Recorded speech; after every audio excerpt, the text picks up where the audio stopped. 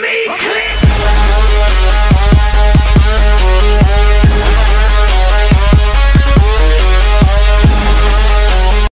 Hello guys, pasensya na tayo.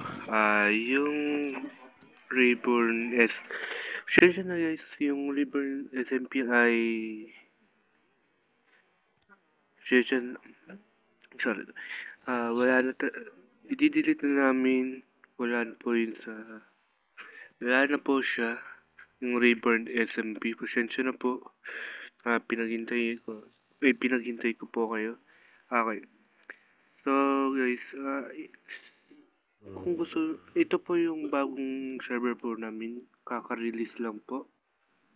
Okay, wait for it to be creeper sa ilalim ko. Kaka-release lang po nito.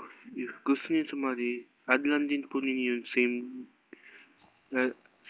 person na linagay ko nung nandito sa screen. Ayun po, papakita ko na po, boom. Siya po.